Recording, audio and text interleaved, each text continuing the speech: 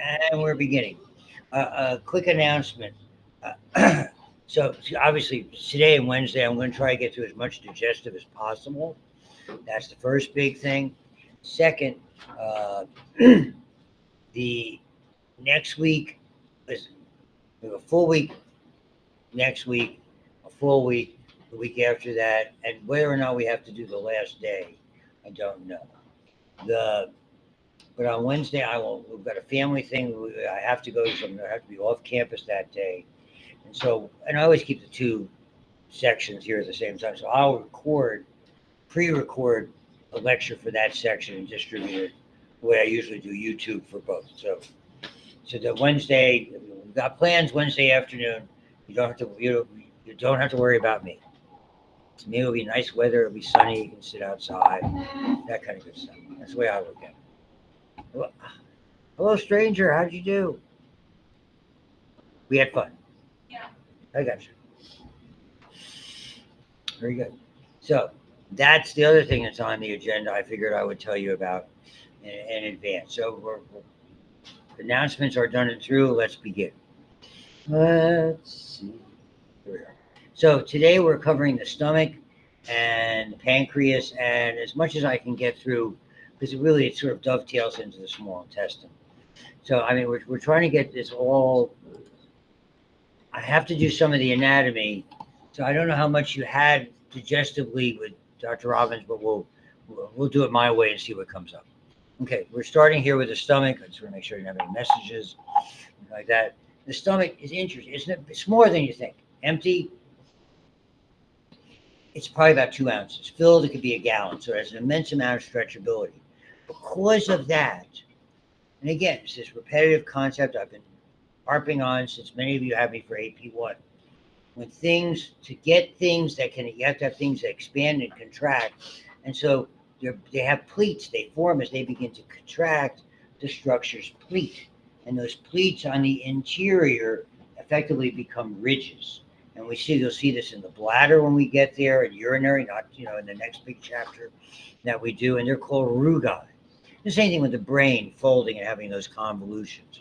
We fold and fold things to take a large amount of surface area, put it in a small place. So this is relatively small. It's under the diaphragm, upper left quadrant, and in the mucosa and submucosa, and they'll stretch when you fill your stomach. Like I said, if you were like we were yesterday, watch out. That type of thing.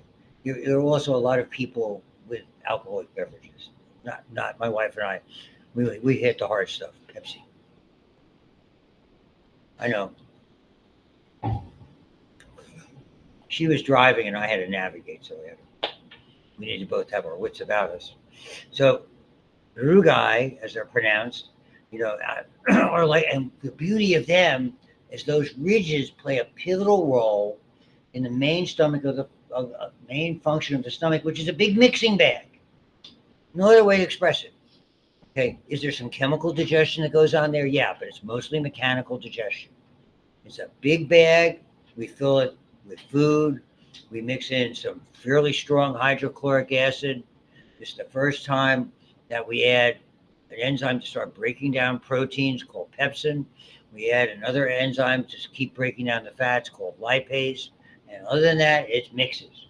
And it could take hours. I mean, you could absorb things as early as 20 minutes, but basically it takes between 4 and 6 hours for the contents of your stomach to empty. And what you're going to see, there's an extra layer of muscle. I mean, we've been talking all the time about circular and longitudinal for peristalsis. The bulk of the stomach, called the body of the stomach, where the mixing takes place, has a muscle at an angle. I'll show you on the diagrams that are there in the illustrations, and it goes over and back these ridges. They act like something, I'm going back in history, called a washboard. Do you know what I'm referring to? See, go down in the basement, depending on the age of your home, even a newer home will have utility sinks that have those ridges in them. That's a washboard, just like the way we used to do laundry back in the old days. My grandmother would do it over the washboard, rinse it out, hang it up to dry. I know. I have a recollection of that from pre-1956. we weren't living in the sticks. Everybody, I was 20 minutes from New York City. You know, it wasn't an immense amount of farm kids.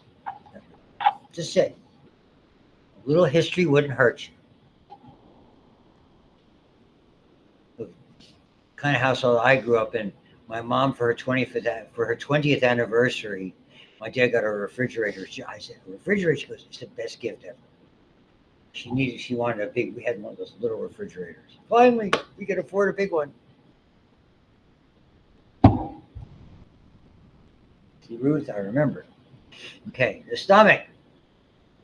Food from the esophagus. This is important. We're going to look at the areas of the stomach. The food from the esophagus, the big problem is if it's coming back up the other way. There's a sphincter there, a fold of muscle that forms at the end of the esophagus. It's called the esophageal sphincter. It's not a valve, it's just a narrowing of the muscle, the smooth muscle. It's also called the cardiac sphincter because of proximity to the heart and the fact that that area of the stomach is called the cardia, again, for proximity. So we get the term, when you have reflux, heartburn. Everybody has a different name for it. Heartburn, whatever you want to call it, that's perhaps the most common one that you will hear. But when you hear about GERD, the acronym for gastroesophageal reflux disease, either you've overloaded the stomach, you're eating the wrong things, or you inherently have a weakness in that valve. And interestingly, that's one of the areas. Your stomach, small and large intestine are all within the abdominal pelvic cavity. That's an area where there are three kinds of hernias. A hernia means part of the abdominal contents have gone where they shouldn't. They've escaped. So that's inherently a weakness. There's three openings in the diaphragm.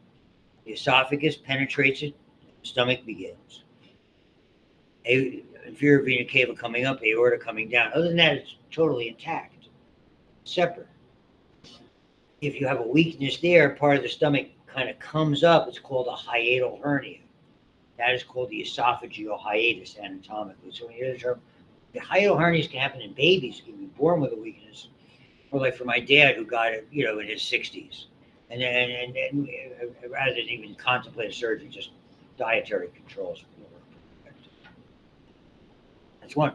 The other hernia, it's called an incisional hernia. Like I've had major surgery on 2 occasions here, and fortunately I didn't have one, but it would protrude through a weakness created in the peritoneal wall anteriorly and pouch out. Same thing you'll see that sometimes with an umbilical hernia. Is really the same thing because you basically have created a tear in the anterior. So they're very similar. And the last one is the sports hernia or rupture, and that's the inguinal ligament, which is the ligaments go. It's more soft tissue, inherently weak. We see it in athletes, men more often than women, but it can happen in women as well. Heavy lifting can bring it on. So there's all those are interesting. My middle one we did a lot of physical, industrial labor, cars and stuff like that. He had double hernia and had to have it, both of them repaired. It still gives him trouble. When I was 15 years old, they put mesh in, and mesh has found out to be not good. Okay, but he's certainly not going to, unless it was desperate, to undergo an operation to take that stuff out. It would probably make it worse. Nevertheless, just wanted to get off, and because I think it's important to know where those are. So what happens when it gets through the esophagus? The gastric juice is laden with hydrochloric acid. That's what the stomach produces. This is the first time we start to digest proteins. Nothing good is absorbed in the stomach. The stomach is such an acid environment, it's not designed for absorption. What we absorb there, some medicines that are fat soluble can get through. They're probably the least problematic. But unfortunately, alcohol, caffeine, and worst of all, alcohol probably worst of all, non-steroidal anti-inflammatory drugs. All of those, and then we're talking, you all know what they are. Ibuprofen or Motrin, whatever the generic has, wherever you shop. Naproxen or Aleve, again, the generic, wherever you shop. Those are all members of that aspirin. Anything containing aspirin. So if you, like me, I take Excedrin if I get a headache, that has aspirin. All of those are what we call ulcerogenic. They all are associated damaging that boundary. Boundary is important because the cells in the stomach have a ton of tight junctions. The mucus is alkaline, as bicarbonate to offset the stomach acid. But what happens if that stuff eats away at the tight junctions and allows that acid to seep through, and that's the ulcerogenic part of it.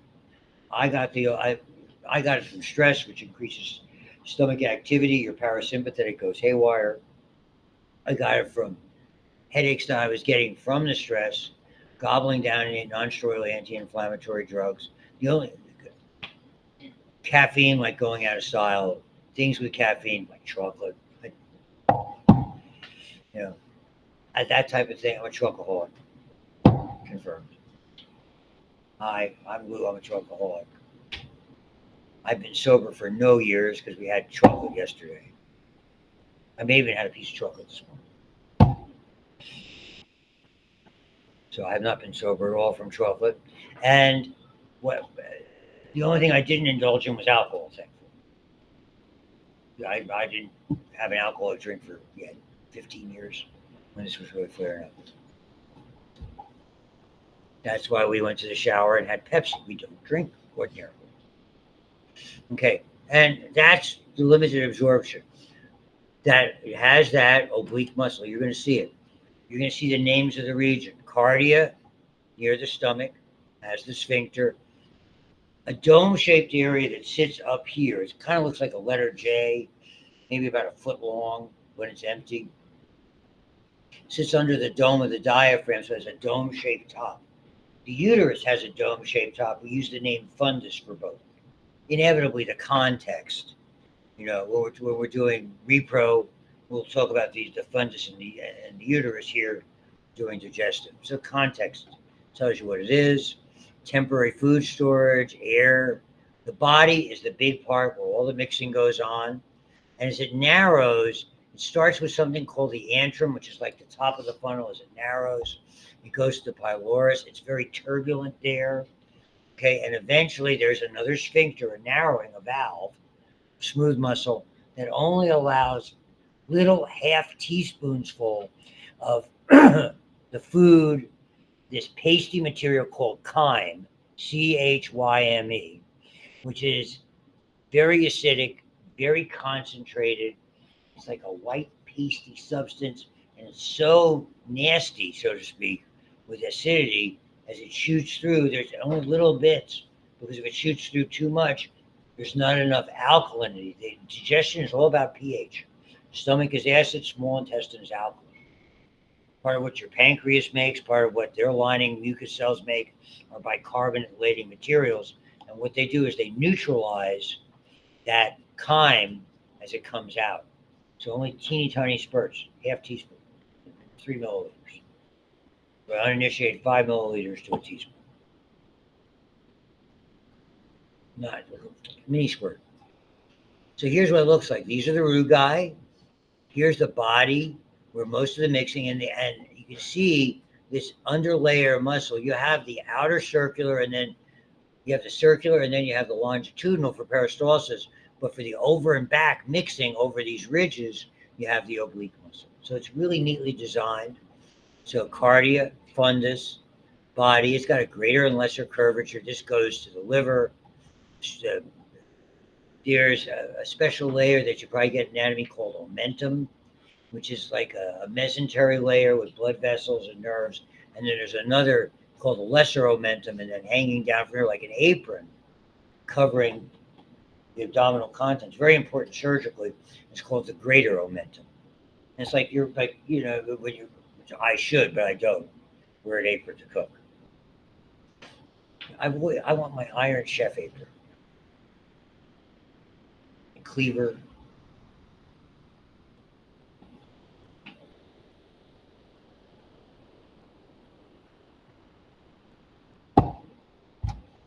Ooh, you're all terrible. People. So, where does all this stuff come from in the stomach? Glands. I'll show you the illustration. It's not great.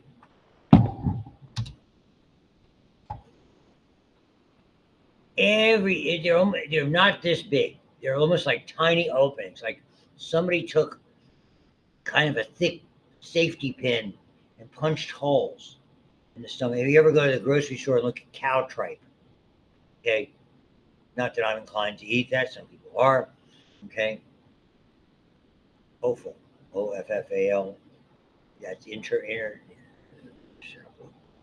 So it's like little openings, and they're like this. They're very slender and narrow, and they form these what they call gastric pits.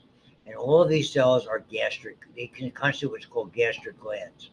The hydrochloric acid, the proteolytic enzyme pepsin, something called intrinsic factor, all come out of here. And we're going to get to that. So I'm going to go backwards and tell you about it. Here. First of all, mucus. Most of the mucus, despite what this stupid PowerPoint says, comes from the simple columnar cells that are everywhere. All the lining of the stomach, small intestine, and large intestine, simple columnar cells with goblet cells. The goblet cells in the stomach make alkaline or bicarbonate mucus. Done. We do not know what these so-called mucus neck cells do. Do they make mucus? Yeah. Does it contribute to that bicarbonate? Whoever wrote the PowerPoint, clueless. Okay. The cells that are in those glands that you will come to know are called chief cells, make pepsinogen. When we see in the gastrointestinal system, enzymes are very active. Enzymes are indiscriminate. It's not they're not designed. What controls them is pH. But they're not designed. Once they're activated, if they're proteolytic, which means they digest protein, it doesn't matter where the protein is. If they leak, if someone has a gastric ulcer that perforates, which is a life-threatening condition, most people don't do well after that.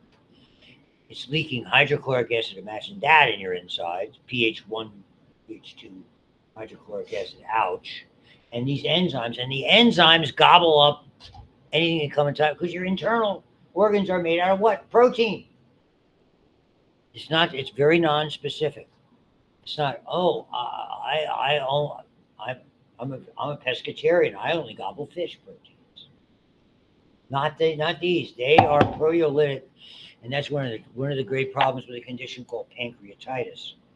The pancreas leaks these when it's injured, and alcoholics is one of the stages of advanced alcoholism when they get a thing called pancreatitis.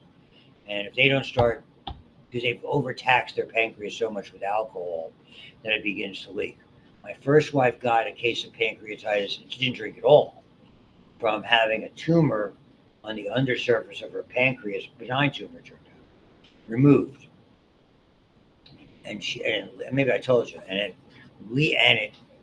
she had it done 2004 on election day, and she was discharged about 2 days later, doing great. And and that was a Tuesday. Obviously, she discharged maybe on a Thursday. By Saturday, she's back in the hospital. I've never seen anyone in that much pain.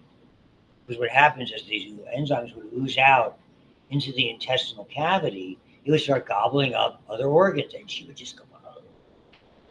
I mean, you're helpless, because it takes time for them. All you can do is pain medicine, fluids, try to keep people as comfortable as they can. For a week, she's in a. Because I'm sure the physicians felt the same way. Because thankfully, I mean, it was unavoidable because the tumor adhered to the undersurface. But aside from that, that just gives you an idea. So OGen means precursor. You're going to see all of these are enzymes, and particularly when you get to the small intestine, what the pancreas makes. This is the one from the stomach. This is the first enzyme to start to break down proteins into polypeptide chains. It's inactive. It's secreted by chief cells. It's activated by hydrochloric acid that comes from something called a parietal cell. I'll show you this again. And then that basically chops away a little bit of the OGen, and it releases the active enzyme pepsin. That's the start of it. So it's designed to work in an acidic environment. It stops working when it gets out of the stomach into the small intestine, which is an alkaline or basic environment. Acid and basic, it's all chemistry. The stomach also makes fat, so it makes lipase. Okay. The other place we started breaking down fats was on the tongue, with lingual lipase. Here's the hydrochloric acid. The parietal cells are what we call proton pumps. If you know somebody who takes a, try to think of it the right way, if somebody who takes Nexium, if somebody who takes Prilosec over the counter, or omeprazole over the counter, those are proton pump blockers. Anybody can take them. Okay, most of them are not. Most of them are available without prescription. They specifically work on that mechanism. They pump out protons, and then chloride ions are taken from the cell and replaced by bicarbonate. So effectively, that's where the hydrochloric acid comes from. So they're acid blockers. It's different. There used to be a medicine on that we took off the market because it turned out it was dangerous, called Zantac. That was a antihistamine. Histamine also activates the stomach, not just like it's similar in the way that we take antihistamines for allergies, different receptor. They're called H2 receptors. So one of the ones that's still around, like Tagamet, I forget what the generic name is. So you can go Giant Eagle, Walgreens, wherever you get pharmaceutical stuff. The people will take that. Basically it slows. Think of it slowing down the stomach, not necessarily working on the hydrochloric acid. So there's different, and people are always looking for things because it's what we do. We overeat, we overindulge. Alcohol, lifestyle things hurt it. It's sort of the tax the wrong one. It's sort of the problem when you live in a relatively wealthy country, which has a great deal of abundance. These are some of the things that happen, unfortunately. That's okay. I mean, you have to moderation. I have not learned that. And the other thing the parietal cells make that is essential is intrinsic factor. The only way we can absorb vitamin, we did this in blood. Vitamin B12 is necessary for red blood cells to mature. We got to have it. If we want to use it from our diet, it's easy to get from our diet. Most animal products have it. Okay, tougher for vegans. Effectively, it requires this chemical called intrinsic factor made by the parietal cells. I have a problem with it because I've had half my stomach removed twice. I still make intrinsic factor, not that much. Thankfully, you can get B12 another way. So we call that, if you're going to take something orally, it's one way. Everything else by injection, nasal gels, suppositories, we call that parenterally. Some other way, under your tongue. Anything like that are different ways. So, and there's other ways to get B12 other than orally. So orally is undoubtedly the best, most efficient way to do it. And there's a lot of chemical messengers they make. Cells at the very bottom are called enteroendocrine cells. So what happens in the stomach, when food enters the stomach, look at my time. When food enters the stomach, it starts to stretch it. That sends signals to the rest. It's self-controlled. You send signals to those cells at the very bottom of those pits that actually make a hormone. They're called G cells. Also, enteroendocrine is another name for those cells. The big G stands for gastrin, Gastrin, which is the principal substance that makes your stomach work. And it doesn't go anywhere. It basically leaves the cell and goes to other areas of your stomach. It works on its similar cells from where it came into. So once food enters your stomach starts sending signal to all the other cells going, we've got food coming in, get busy. Start making acid, start making pepsin, releasing more gastrin. As long as it's being stretched at the opening, it's all about stretch receptors and chemical receptors and pH receptors, whether it's there or whether it's in the small intestine. So it gives you an idea. Alkaline mucus cells, yes, mucus neck cells, we don't know. I'm not saying they don't make mucus, we just don't know what the function is. Okay, hepsinogen, chief cells, the inactive form, activated by hydrochloric acid. Hydrochloric acid, parietal cells.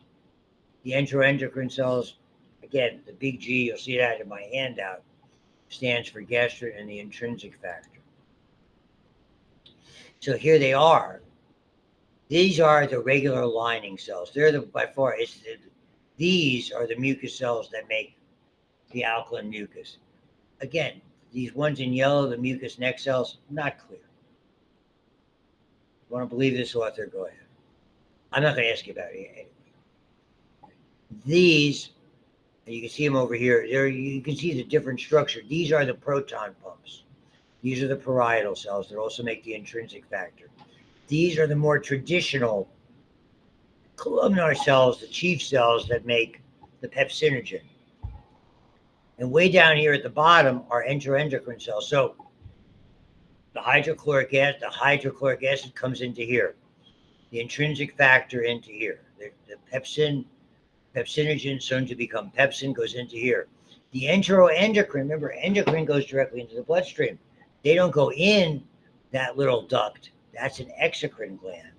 They are enteroendocrine, so they go in the bloodstream this way. They come out outside. So if they're being produced here, they're working here. Being produced here, they're working here, or working here, working here. Okay? It's a little bit different, sort of the flow pattern. So you have to understand, endocrine utilizes the blood, even if it's a short trip, even if you're working on the same cells. Sympathetic stops it or slows it down. Parasympathetic activates it. It's not, again, promotes release of histamine, which plays a role in it. I had the parasympathetic nerve, that part of the vagus nerve, removed not once but twice to most of my stomach because it would stop it. It slows down. Acetylcholine from the parasympathetics, histamine produced in the same area and released by parasympathetic activity in general, and the gastrin are the three big players. Gastrin's number one on the hit parade. It's interesting, while this plays a role in maybe limiting hydrochloric acid, somatostatin is sort of like the anti-growth factor. And it's funny, when you're eating, your body's designed mostly to work on carbohydrates and basically, if necessary, even utilize proteins for energy base. So insulin is what's necessary. If anything, this helps not only with the hydrochloric acid, it inhibits growth hormone. That's really what it is. Somatostatin. Somatotropin is growth hormone. Somatostatin is anti-growth hormone. So typically when you're eating, you're promoting insulin activity. When you're fasting, exercising, you're more or less promoting growth hormone activity. The two are opposite one another. They don't necessarily work in conjunction. And sometimes they'll, for instance, you might recall that growth hormone releases something called insulin-like growth factors. So, I mean, there's different things when you get into sort of the nitty-gritty of the physiology, which we don't need to do. I mean, if you're working in a gastroenterology, or you're going to go into that as a specialist, let's say as a nurse practitioner or a clinician, different. You learn more about it. And the cholecystokinin is from the small intestine. That plays a role on your liver and gallbladder to release bile, which helps you break down fats. Fats, you don't need enzymes for. Fats aren't tethered together by a bond, like a peptide bond. You might remember from AP1, fats just naturally come together and form big globs of fat. And to separate them, we need other fats. So you need something called an emulsifying agent. When we emulsify something, we take the fats, and these agents are bipolar. They're able to separate the fats by putting little bits of water-based stuff in between them. And emulsifiers are really important. And Biol has these emulsifying agents. Give the other class a cooking lesson. I'll avoid it here. Tell him how to make your own mayonnaise or creamy salad dressing without no dairy. Emulsifiers. Egg yolks, mustard contain something called lecithin. That's an emulsifier. Get in the kitchen and cook. Cheaper than going out to eat.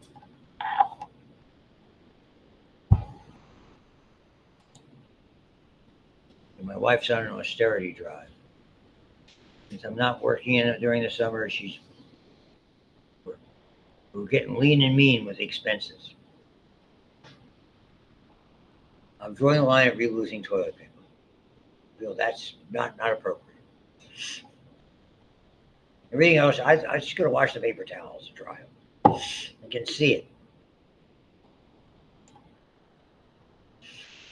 And so I don't do the phases. If you're interested, read through it. What happens in the phases? Okay, it's like, like you're going home for the holidays, or you're at home. You go in and somebody's cooking something really good. It's like, oh boy, that smells good. All of a sudden, that's the cephalic phase. Your mouth starts to water. That your anticipation. Gastric is in your stomach. Intestinal is midway. Pepsin breaks down protein. This is the chemical digestion is limited. It's almost all mechanical. Pepsin, when it's activated, breaks down proteins. Don't want to absorb it. Absorption is all about the small intestine. The rest of chemical digestion is all about the small intestine. The small intestine, by the time that food is halfway through the small intestine, it's mostly digested and absorbed. We have a lot of extra. So water and salts, lipid-soluble drugs, alcohol, caffeine, non-steroidals. The fact that it absorbs an area that's not supposed to save certain kinds of things. So there's certain things, that's why certain alcohol hits people fast, particularly with an empty stomach. In about 20 minutes. I mean, it's absolutely true. If you say, oh boy, every time I drink, it goes to my head immediately. It doesn't take long, empirically. Same thing if you're eating something that's going to be irritating your stomach lining. It hits you pretty quick. So the chyme is what's produced by these peristaltic waves, little spurts. Little tiny amount goes in, the rest backflows, so it's very regulated. Okay. So, and again, the esophageal sphincter, we don't want it backflowing the esophagus. Very dangerous. The esophagus cannot tolerate the acidity. It will tear apart. Remember that stratified squamous? It'll start to bleed. It will damage it. And it will lead to, invariably, in people with this who do not take care of it, potentially to esophageal cancer. And that is a very bad diagnosis. Okay? And so chyme enters duodenum, and then we add to these secretions. That's where we're going to get to the pancreas. And this is the same thing. As soon as the duodenum is the start, it's very tiny. It's about 10 inches long. And it's the start of the small intestine. And what's interesting about it, as soon as those little squirts come in, they stretch that little opening where the sphincter is, and they send messages to the stomach that go, okay, slow down. You go too fast, I'm not going to be able to handle this onslaught of highly acidic contents. So that's what the body does. It sends signals. Either accelerate stomach activity when food enters the stomach, or once it starts 4 to 6 hours, as it really as early as maybe 40 minutes typically. But usually the amount of time for it to pass through is about 4 to 6 hours. As soon as it starts to move in, we start to slow down stomach activity, unless you continue to eat. I have been known to do at times. Digress. And here's showing you some pictures with that. So this is the heartburn nugget. Okay, it takes a while, and this is the problem. We don't sense it typically right away.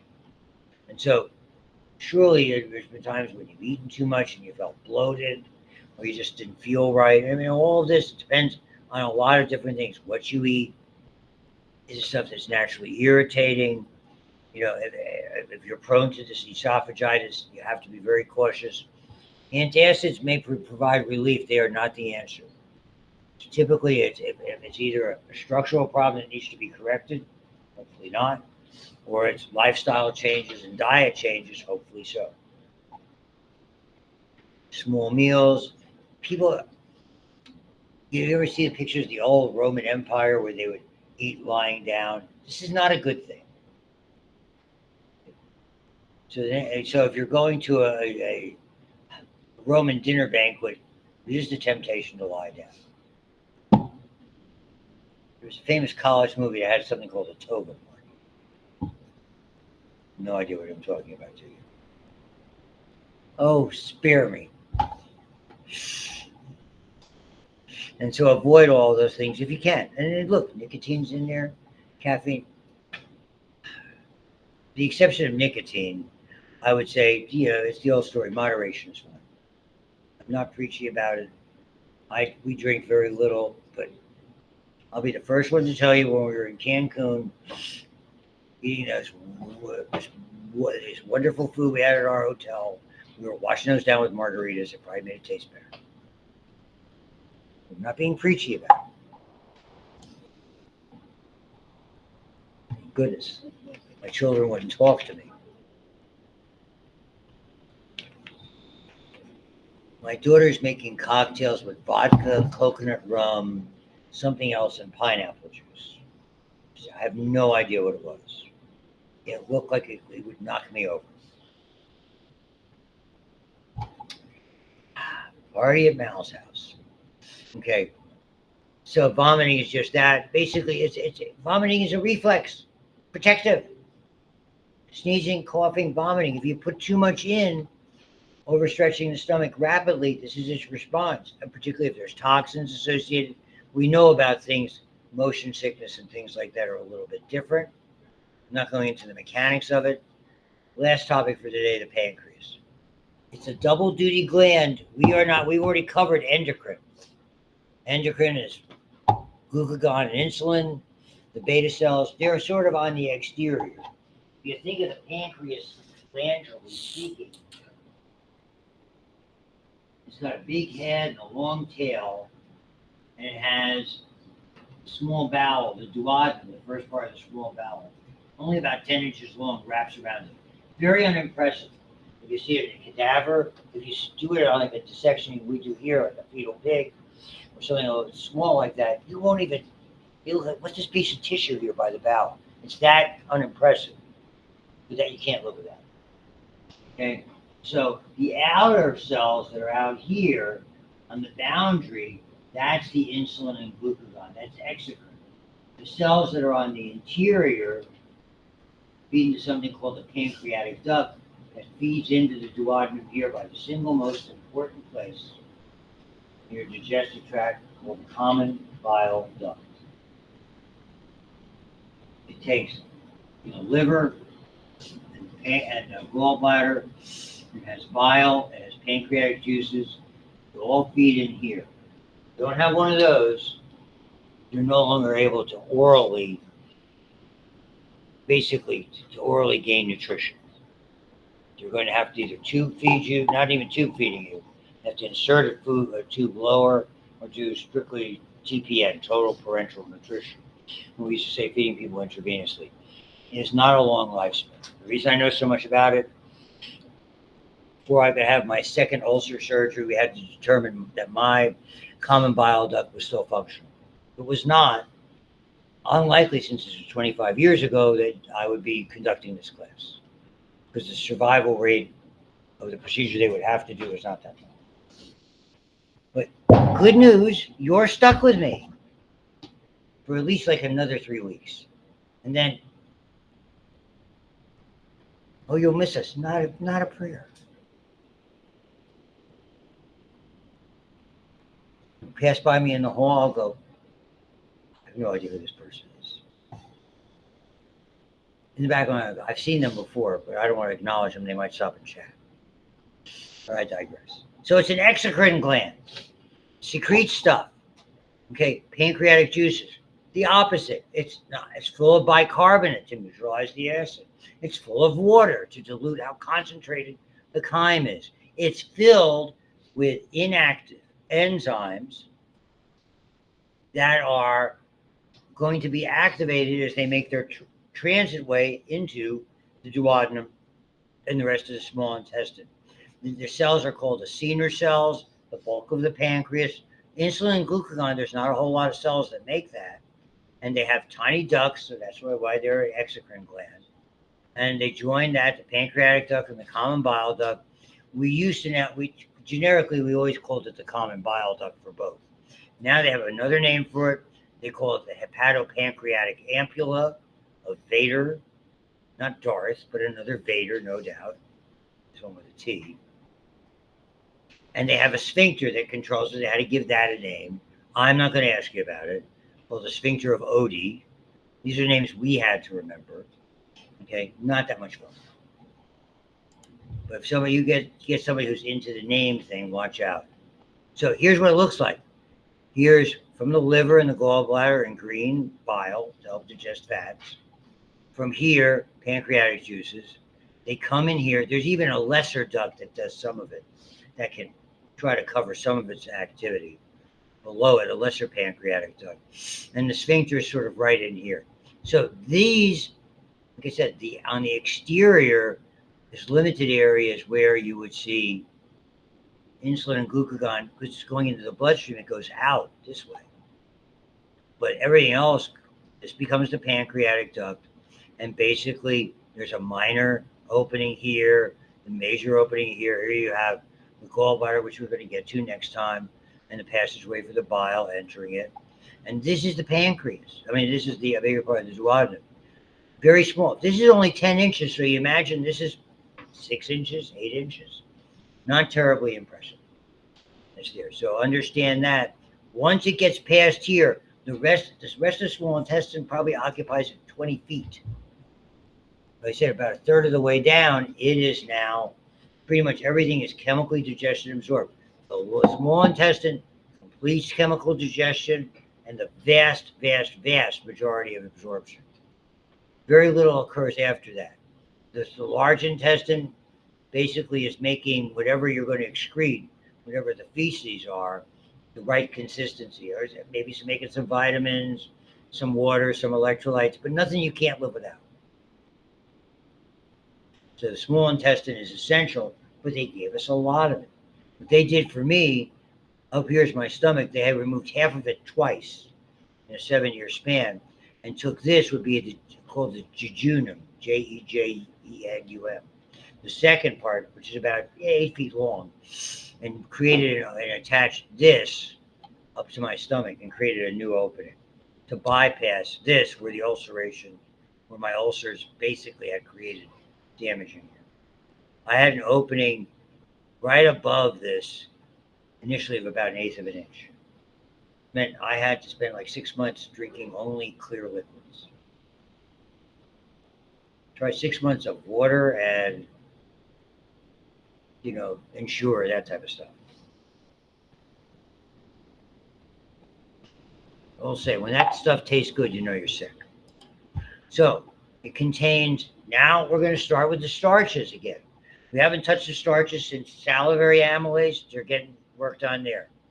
More lipase. We've done fats. We've been working on fats and the tongue, lingual lipase, the stomach, and now finally breaking it down. And all of these, this is a big thing. There's an enzyme in the small intestine called enterokinase. You don't have to know the names. What it does is it takes this inactive enzyme called trypsinogen. Notice ogen means inactive, and it turns into trypsin.